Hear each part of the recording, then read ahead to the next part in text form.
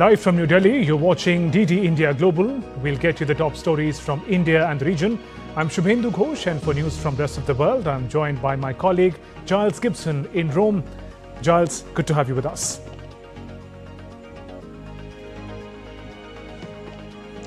Thanks, Shubhendu. It's 1:30 p.m. here in the Italian capital, and coming up in the next 30 minutes, Russia launches massive strikes on power and water infrastructure in Ukraine.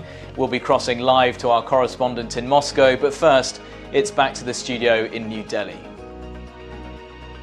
Spate of terrorist attacks rocked Pakistan. More than 50 people killed.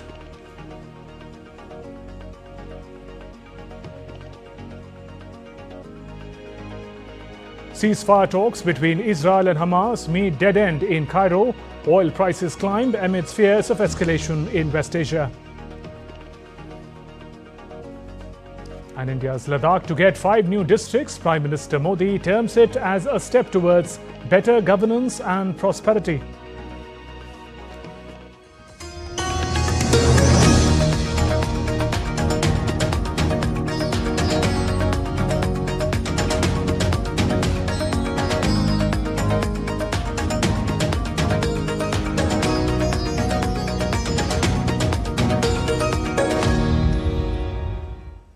Pakistan witnessed one of the most widespread assault by ethnic insurgents in years, with over 50 people, including 12 terrorists, killed in 2 separate attacks in less than 24 hours.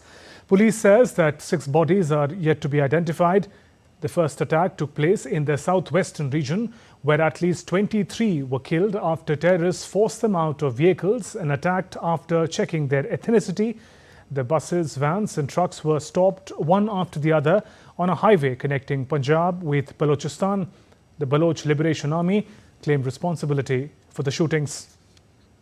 Around the same time, terrorists also targeted police and security stations, in which at least 10 people were killed.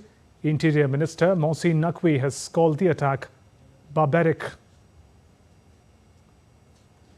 Bangladesh Nationalist Party Secretary General Mirza Fakhrul Islam Alamgir on Monday voiced frustration that the head of interim government of Bangladesh, Professor Muhammad Yunus, addressed to the nation lacked a roadmap for transition to democracy.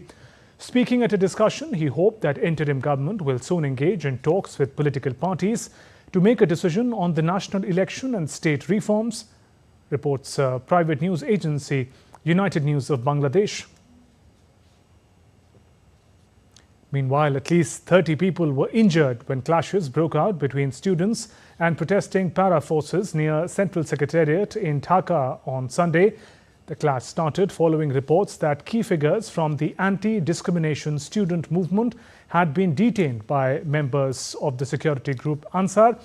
Students from several halls of Dhaka University gathered and marched towards the Secretariat area, demanding the release of the coordinators.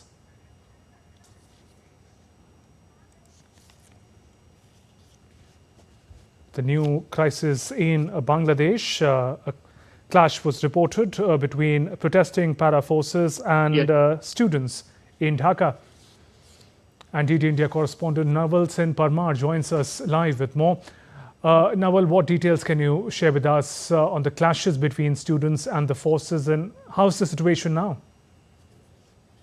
Yes, from last 2 days, the Ansar Battalion, that is a paramilitary auxiliary force of the Bangladesh, and they are demanding for the nationalization of their jobs. And since last 2 days they were protesting, but yesterday afternoon they surrounded the Secretariat building of Bangladesh, and they were demanding that our demand should be made immediately, and still that we will not allow anyone to enter the Secretariat, or we will not allow anyone from Secretariat to outside. So in the evening, some of the student leader who were also coordinator of the student movement, they were inside, and they were caught inside the Secretariat. Then they made some Facebook posts on the their account, and then after the around thousands of the students from the Dhaka University. They marched towards the secretariat, and the clashes between the students as well as the Ansar battalion happened. And in that, first Ansar battalion personnel, they heckled some student, and after that the student also retaliated the Ansar personnel. Meanwhile, police and army people came on the spot, on the location, and they controlled the situation. But during this clashes, around 30 people got injured. In fact, 6 army personnel also got injured during these clashes yesterday night. And for that, today, the opposition party leader and the general secretary of BNP, Bangladesh Nationalist Party, also made a statement. Nawal Singh, also given the critical situation that the country, Bangladesh, is going through at the moment, has any reaction come in from the top leadership on these clashes? Yes, apart from these classes yesterday, there were address to the nation from the head of the government, which is the who is the chief advisor of Bangladesh now, Professor Mohammad Yunus. He addressed the nation yesterday evening, and then after today, just 2 hours back, reaction came from the opposition party, which was opposition party since last 15-16 years during the Awami League government also, and General Secretary of Bangladesh Nationalist Party expressed dissatisfaction over the their demand, which is yesterday only he made demand that the interim government should project or should bring out a plan for the general election in Bangladesh. So he accused that the yesterday's address to the nations of the head of the government is lacking clear roadmap for the forthcoming or election to be held, or when it will be held and how it will be held. He agreed that there are demands for the reforms in the democratic institutions, and it is required. There should be a clear roadmap because reforms required. He said that for reforms you required lots of time, but country can't wait for the election for a very long period. We'll have to wait and watch how does the Mohammad Yunus government now take this feedback. Nawal Singh Parmar, thank you for joining us with those updates. Moving on, Israel-Hamas talks have again met a dead end. Giles Gibson is in Rome, gives us more on this and other stories making headlines around the world. Giles, how's the crisis deepening in West Asia as we speak?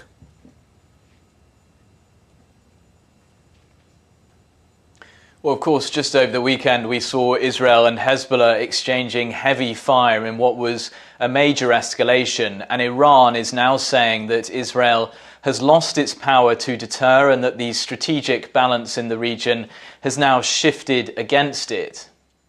Hezbollah launched hundreds of rockets and drones at Israel early on Sunday, as Israel's military said it had struck Lebanon with around 100 jets to thwart a larger attack in one of the biggest clashes in more than 10 months, really, since the attack on Israel in October last year. The Iranian Foreign Ministry spokesman has said that despite the comprehensive support of the United States and other allies, that Israel has lost its deterrent. The spokesman said that Israel now has to defend itself within its what he described as occupied territories, and that strategic balances have undergone fundamental changes to the detriment of Israel.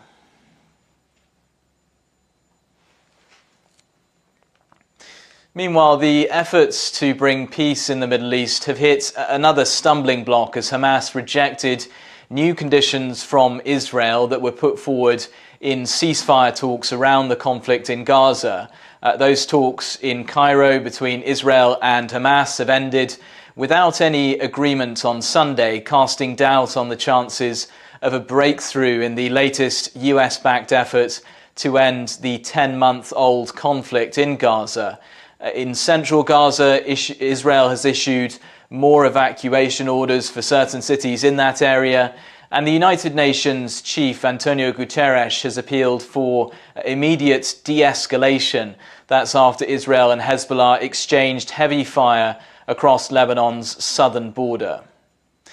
And crude oil prices have risen again on Monday on fears of a major spillover in fighting from the Gaza conflict that could disrupt regional as well as international oil supplies, while imminent US interest rate cuts lifted the global economic and fuel demand outlook.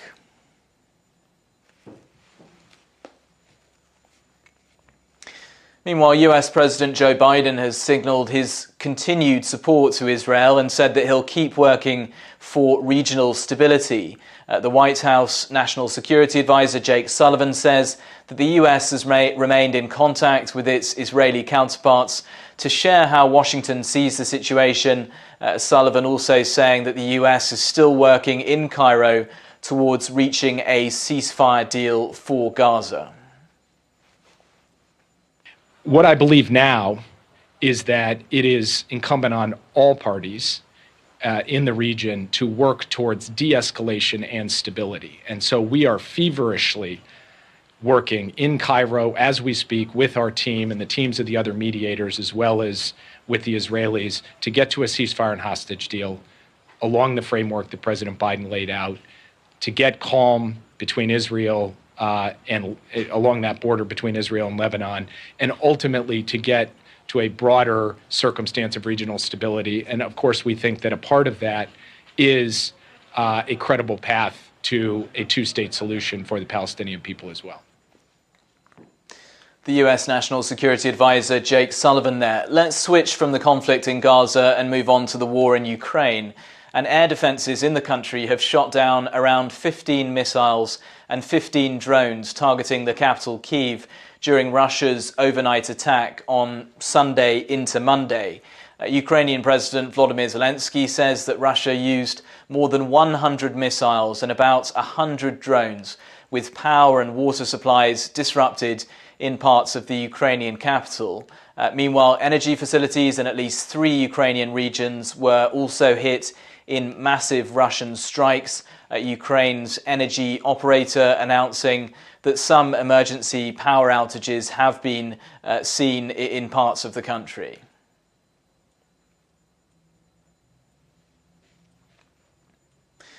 In response to that, the Kremlin in Moscow is saying that there would have to be a Russian response to Ukraine's incursion into the western Kursk region, and that the idea of ceasefire talks with Kyiv was no longer relevant. Vladimir Putin, the Russian president, has said that Ukraine will receive a, quote, worthy response, but he's yet to set out in public exactly what that response could look like.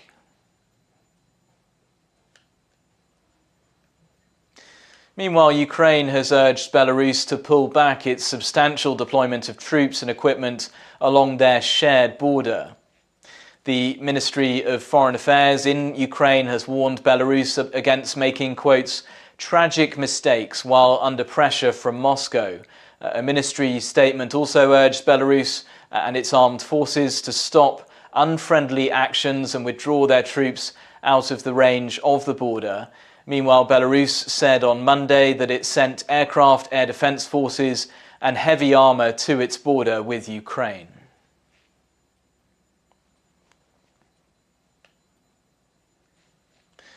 Let's cross now to Dasha Chernisova, who's joining us live with more from Moscow.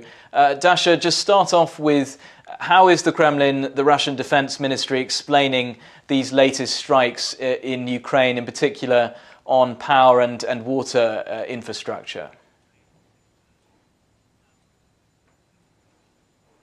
Well, we have the confirmation from Russia's Ministry of Defense saying that Russia has carried out a massive group strike against the energy facilities of Ukraine that were involved into the supplies of the Ukrainian military-industrial complex. They say that all designated targets have been hit, and they also say that the objects of the strikes, the targets, were the electricity power stations in a number of regions of Ukraine, as well as the gas compressing stations. And also they say that they have hit the places where the aviation ammunition supplied by the Western countries was stored in Ukraine, namely in the Kyiv and Dnipropetrovsk regions. We also understand that some of the Russian officials here have been saying that this strike could be part of Russia's response to the Ukrainian incursion of Russia's Kursk region. However, the Kremlin has said that indeed there would be a response. Kremlin spokesman Dmitry Peskov has said that such actions definitely need to be responded to, and he also has said that the response will not be some sort of one step, that will be a complex of steps that Russia will be taking in this direction. So we're yet to understand to what extent Russia will be responding with regards to Kursk incursion by the Ukrainian armed forces. But definitely the strike against the Ukrainian energy infrastructure is something that we have seen before in response to the Ukrainian attacks against Russia.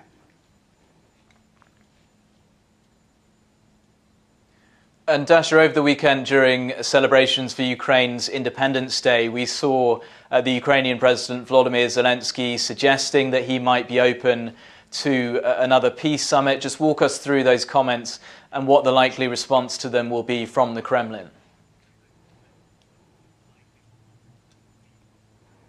Well, indeed, we've heard from the Ukrainian side that Ukraine would welcome the second peace summit that will be involving a number of countries of the global south and will be taking place perhaps in one of the countries of the global south. Russia's response has been very clear. Russia has said that at the moment the topic of negotiations has pretty much lost its relevance. That's according to Dmitry Peskov, Kremlin spokesman, speaking on Monday to the reporters. He also has stressed that obviously the Ukrainian incursion of Ukraine has changed many things, but he refuted the possibility of any negotiations taking place before this Kursk incursion. He said that there were lots of reports in the media, but not all of them were true. So definitely Russia wants to be part of any sort of negotiations when it comes to the peace proposals on this conflict in Ukraine. But at the moment, Moscow says any sort of negotiations has lost its relevance.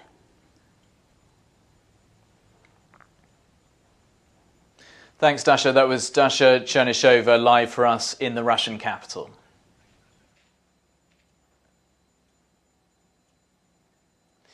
The German Chancellor Olaf Scholz has vowed to step up deportations and bring down irregular migration after 3 people were killed in a mass stabbing over the weekend in Germany. Investigators believe the attack was carried out by a suspected member of Islamic State, originally from Syria. Olaf Scholz has described the suspected attacker as a Dublin case. That refers to the European Union rules under which asylum seekers must lodge their applications in the first EU country that they set foot in.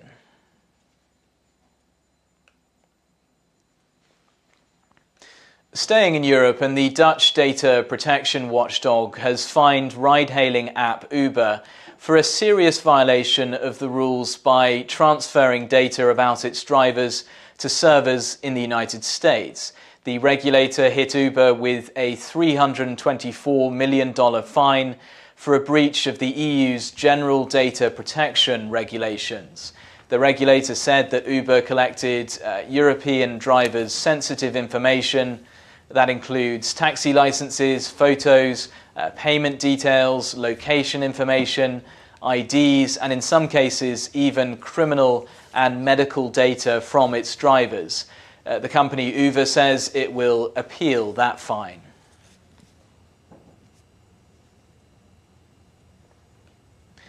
And that's everything we have for you here in the Italian capital. It's now back to the studio in New Delhi. Thank you, Giles, for joining us today. And still to come on DD India Global. The second round of India-Singapore Ministerial Roundtable held in Singapore. Strategic partnership, issues of mutual interest discussed. In a major fire incident in East London, a building in Dagenham town was engulfed in large fire on Monday.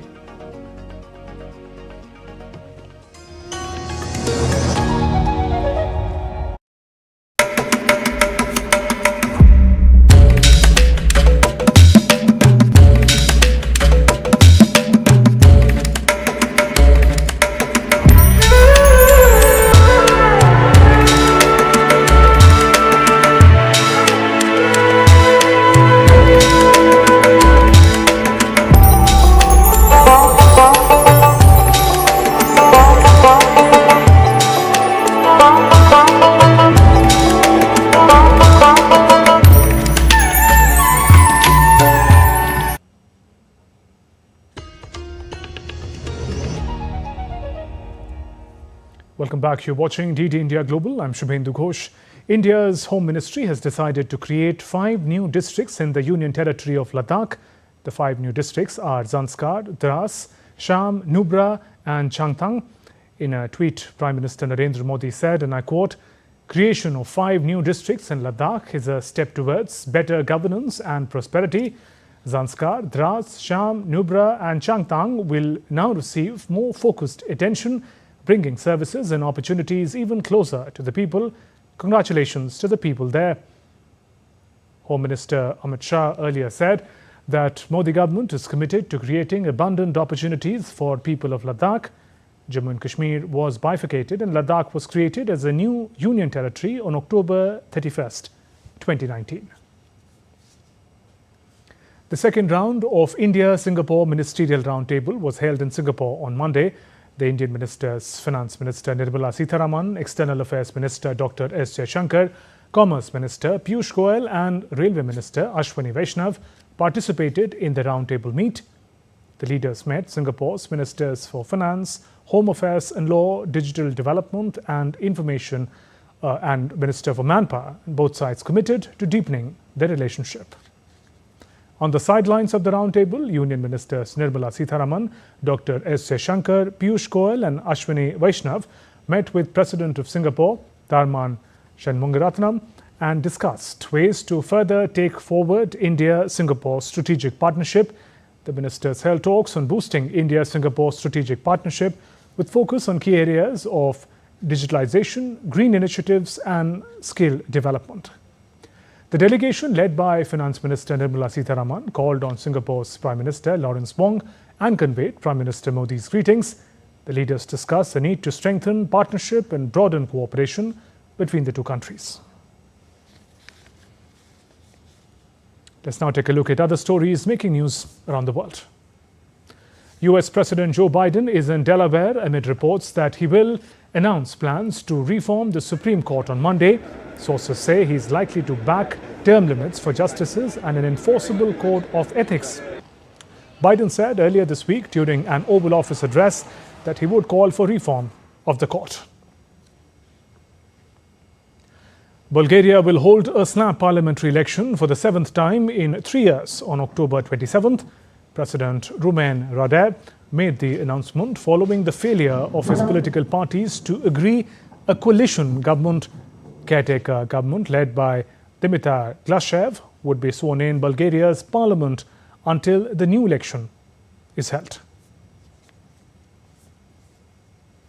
In a major incident in East London, a building in Dagenham town was engulfed in large fire on Monday morning, forcing 100 people to evacuate. More than 200 firefighters, 40 fire engines were used to control the blaze. Rescue operations are underway. 2 people have been hospitalized. The building, located in the London Tower block, is used for both residential and commercial purposes.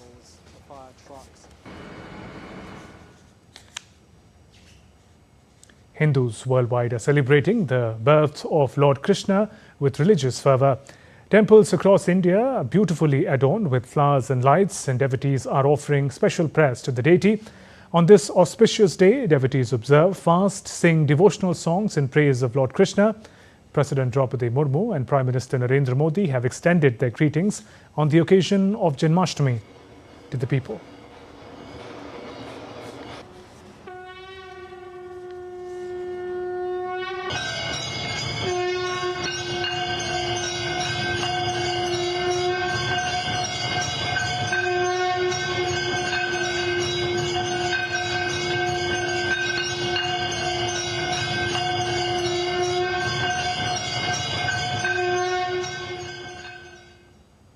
And we wish you a Shubh Janmashtami. That's all in this edition of DD India Global. Let us know your thoughts on the news of the day. For those on the go, you can get all the latest news and updates from India and across the world on DD India mobile app. This app is available on both Android and iOS platforms. Scan this QR code on the screen to download now. We'll be back with more news as it breaks here on DD India. I'm Shubhendu Ghosh from all of us here in Delhi. Thanks for watching DD India Global. Namaskar.